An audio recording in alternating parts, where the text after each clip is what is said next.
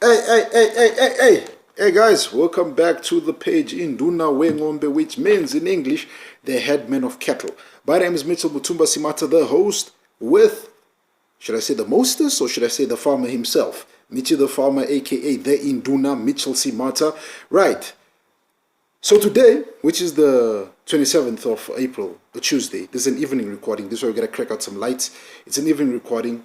A friend of mine hit me up and asked me, Mitchell, do you have any experience pig farming? I just want to put out a disclaimer out there, guys. I've never farmed pigs before. The closest thing I've ever come to a pig is a dead one, and is having some pork chops in my fridge and some sausage and some Russians and some Russians in Vienna. That's the closest I've come to a pig. I've never really owned pigs. I've never farmed with them. I've never attempted to farm with them. But he asked me, can I make a video on it and talk about it? So I did some research. As I remember what I said in another video, that the modern day farmer needs to be willing to carry out research on topics that he does not know about, so he can educate his fellow farmers. So that's what I'm here to do. I know one guy told me, Mitchell, you sound like you're Mr. Know-it-all, but it's not the case. I just carry out research and I share what I learn. So, pig farming. Some information I got. This is from a South African farmer, by the way. So rather than hearing dollars, you'll be hearing rands. So this is based on his experience in South Africa. The first thing this farmer said, that if you are starting with pig farming, make sure you start off a herd of about 250 sows to make decent returns on investment and cover overheads, which are overhead expenses. The infrastructure you would need include houses for all the production stages, mating, farrowing. Farrowing is actually giving birth for pigs. Well, yeah, farrowing is actually giving birth for pigs.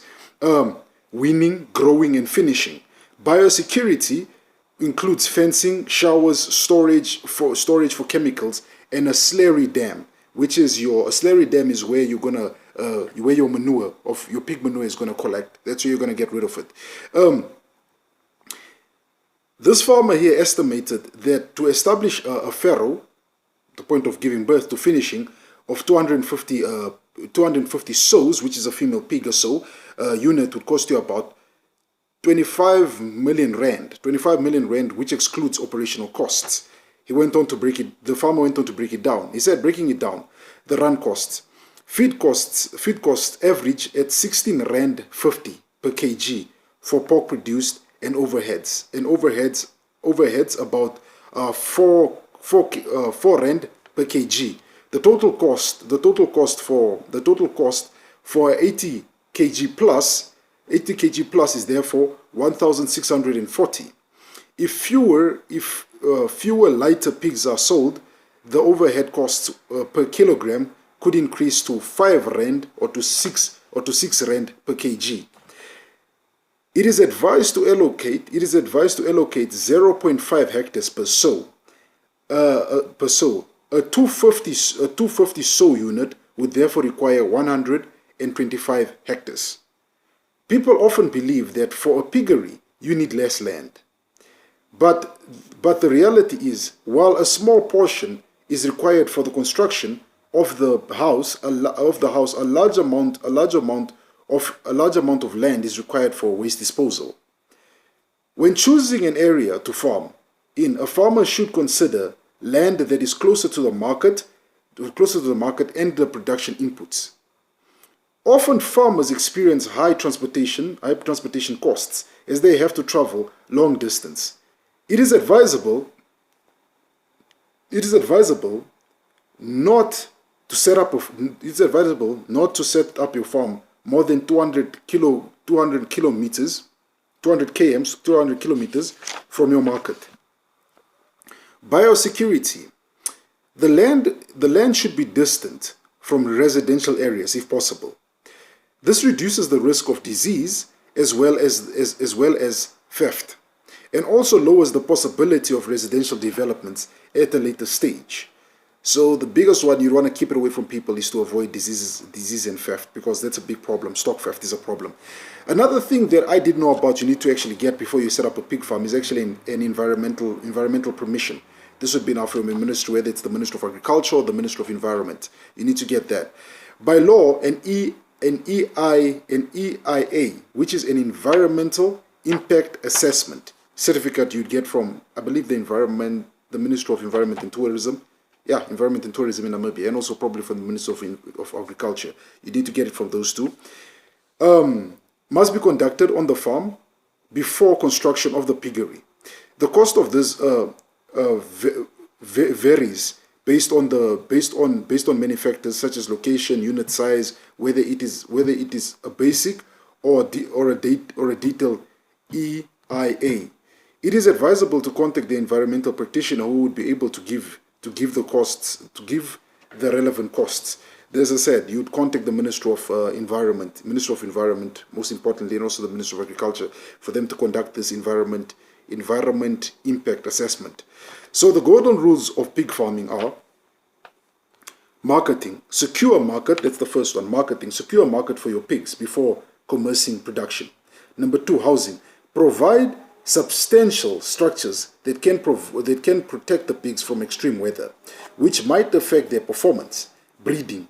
Acquire high quality genetic material and breeding stock.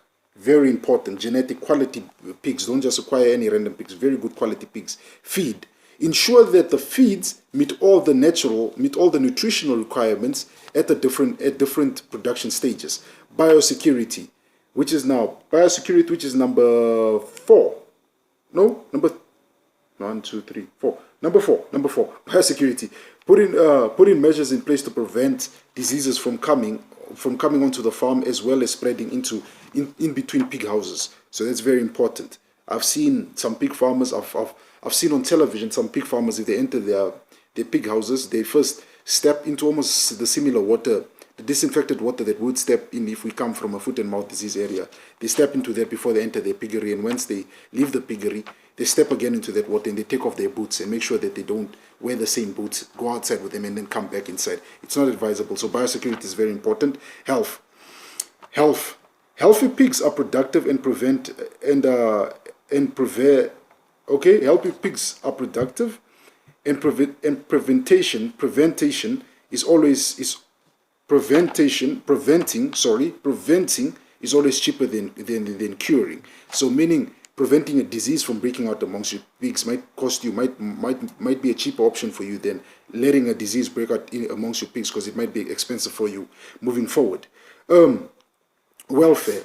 Ensure that the pigs have enough to eat and have enough water, and make sure that the pigs are not injured and are not in pain. So this is very important, your animal welfare, because remember, happy and healthy animals are the best producing animals. So you want to make sure you keep your animals very happy and healthy. Staff. Employ competent workers and take good care of them.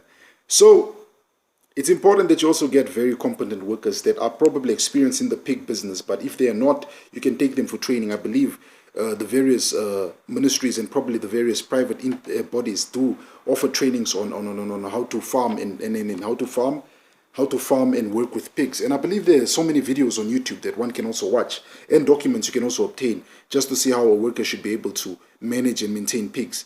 Because like I said, you can't maintain a pig the same way you maintain a goat, a sheep, or a cow. They differ. Another interesting thing that I learned here is pigs give birth to about 10 piglets, which is a litter. They consider that 1 liter. Pig pregnancies last for about 3 months, 3 weeks, and 3 days. Well-fed sows, which is a female, will produce at least 10 piglets. Diseases that you would, parasites that you would always associate with pigs are roundworms. You need to dose your pigs for roundworms, and also lice and ticks. You probably need to dip them, or probably get a paw on for them. It goes on to say most pigs, puberty. Most pigs reach puberty at 5 months, but the Chinese breed of pigs reach heat for the first time at 3 months of age, when they have enough food and enough water. Something I learned is that if I have one pig that's on heat, and I take and I put it amongst another group of pigs that are not on heat, it automatically encourages the other ones to come onto heat. But as long as there's enough food, it seems like with the pigs, you need to really have enough food. It looks like enough food is necessary. Food is a big thing with them. So it says don't breed the pig with its first heat cycle. Allow it to grow another month before using her for breeding. Only sows with about 14 teats on them should be used for breeding. If the pig is not mated, she will come into heat every every 3 days. Every 3 days, providing she has enough to eat and drink. Signs of heat of a female, signs of heat on a female. Signs of heat. A female will not eat and become restless. The vulva will become pink and swollen. When pressed hard with a hand on either side of her back, she will stand still, a sign that she is ready to mate. Interesting stuff about pigs. Let me just check here. I got some more documents. I got a book on pigs actually. Let me just go through here. Forgive me guys, I should have done this earlier. Different breeds of, there's so many different breeds of pigs. I don't think I'll be able to go through them all. But the most popular one that I see on television, or the most popular one that I've always seen, I think where they make the most pink meat out of. Yeah, this is an indigenous pig breed, which is called Nguru. I think it's Oshwambo. I don't know, it's Oshwambo or Kwangari, between the two. But this is an indigenous pig breed. I think you'll find it more commonly here in Namibia. It says that pig found in Namibia is unknown. In South Africa, the indigenous Colebrook pig breed is the most abandoned indigenous pig. Its origin is unknown as well. Indigenous pigs are known to be slow growers and have less than adequate meat production due to them having been subjected to vigorous selection for high growth potential and lean production. They are considered unsuitable for commercial pig breeding industry. Indigenous pigs have through progressively grown in their importance as an environmental effective pig breed, as well as being of increased importance to small-scale rural farmers. Indigenous pigs are very adaptable to challenging environment and or management conditions, having been exposed to nature rule of survival of the fittest for the longest time. This trait is of great value when considering the improvement of other breeds. They adapt well to food scarcity, often surviving on food sources such as leaves, roots, and fiber crops that are less than adequate for commercial breeds. Indigenous pigs are much smaller than the average commercial pig. They are highly fertile. They are highly fertile and have litters at least once a year.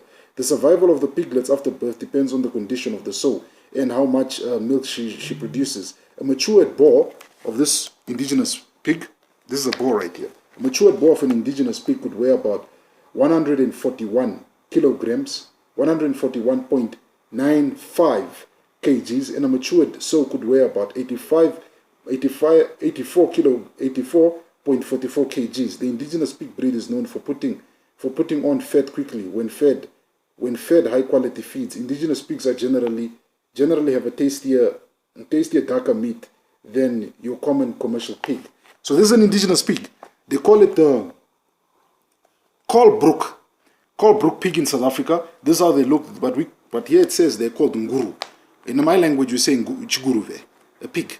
So this is how they look like. I've seen a couple of them on people's farms. I've seen some indigenous guys selling them. So this is how they would look. This is the indigenous African pig. Colebrook pig in South Africa, but the indigenous pig here in Namibia. So that's my information on pig farming. I also showed you a pig breed which was not in the mission, but I did that. So yeah, those are my 2 cents on this. Guys, I want to ask you guys, I want to plead with you guys once again to like the video, subscribe to the page, share the video with other communities. Let's get the page up to about 1,000 subscribers. That is my biggest dream, that we can get this page to about 1,000 subscribers before the end of 2021. Then we can go bigger and better. But I got some announcements.